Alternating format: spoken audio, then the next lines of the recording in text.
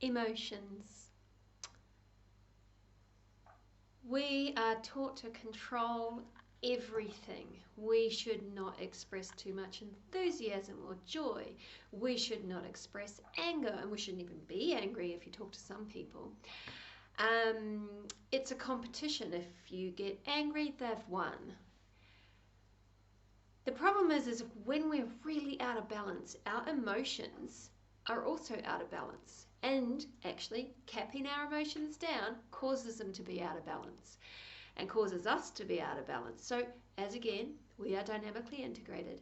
Now, for me, my experience of emotions, once you release some of this tension, which is holding you tight, limiting your ability for your nervous system to respond to certain situations, emotions are to get you to respond. Emotions are energy in motion, and they posture your body and propel you in a certain direction with a certain force for a certain reason. So I'm going to talk about anger, because anger is a big one. Everyone's always saying you shouldn't be angry, and yes, you should. You should absolutely be angry. If your body is neutral and you have got a muscle system which is able to respond to nervous system which is reading all of the variables in that moment to keep you safe and alive, then when anger wells up, it is energy to do something. If it is used in the moment that it is inspired, then it is anger for that moment, in that moment, energized from that moment. It is perfect.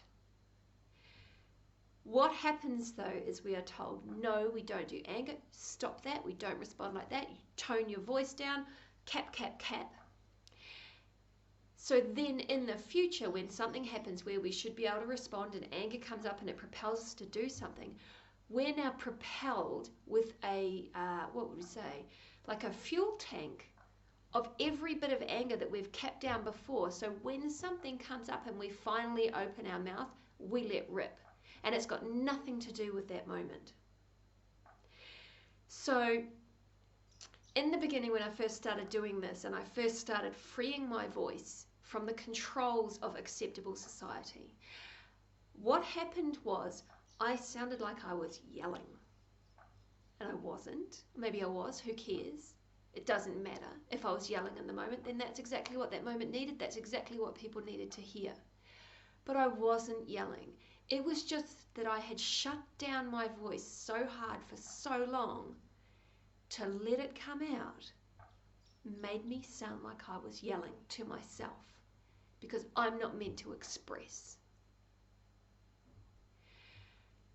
So every emotion is linked to anger. So where we have shut down anger, we shut down everything. Because that's the principle. This is learning to work from principles. How you do one thing is how you do everything. If you shut down one emotion, you shut down all emotions. So then you get these like bubbling up, and eventually something will explode. Something will happen and one of these emotions will explode, and you will go all out of control, out of context. So emotions, when you start freeing yourself, you are going to have little explosions of pent-up energy. And this is why we work with the physical body, because if you soften the muscle tissue that's associated with these blocking down of emotions and the experiences you've had that have made you block down emotions, when you soften the muscle tension, you've got some responsibility. It's not going to be a snap, like if your muscles stayed really tight and you tried to start releasing things. So we work with the physical to give you stability, to give you more of yourself, so that when it comes time for you to just be honest and let your voice flow, it won't be as scary or harsh, because you've already softened yourself. In the beginning, it will be loud and confusing for you. And it is your opportunity to not beat yourself up when that happens. And you will beat yourself up, because you're so used to capping it down. You shouldn't behave like that. Everything that comes out of your mouth is perfectly placed and perfectly timed, even if you have been capping stuff down. Everything. Nothing you say can ruin anybody else's entire life. I know the amount of times that's been said to me is quite astounding, because I cannot ruin anybody's life, and I cannot make anybody's life better. Neither can you. You being yourself is exactly what the world needs, and exactly what each person who comes into your space needs. They need your honesty. The world needs your honesty. And if what happens makes you angry, you bring it out and you do what needs to be done. When that is spent, you are then in a place where if the next move requires compassion, it's there. Because you have done anger, you have made your moves, you have yourself, you haven't drained anything, you haven't run out of energy. Because to do anger in a way that honors you is to keep that energy within you. To do anger that is being propelled from the past, from all the blocking down of anger that you've done, is going to fill you with energy, and it's going to drain out in the wrong direction, in the wrong context, to the wrong people. So to do anger in this moment, to honor it, to honor yourself, is to keep the energy of anger, and it's usable to you. And it is powerful energy. There is no good and no bad about anything. There is nothing wrong with anger.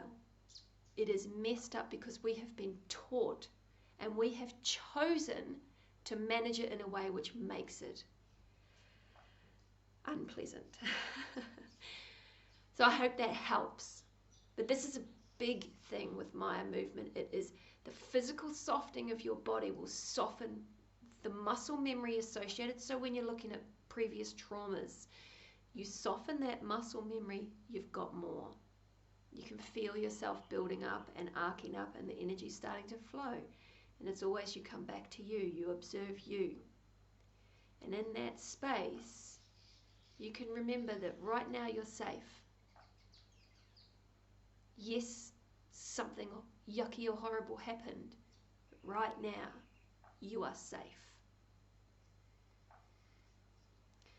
Massive subject, it's the universe, but thank you for listening, and look, I really hope that helps. Realizing freedom of expression is so important for everything. It's helped me a lot.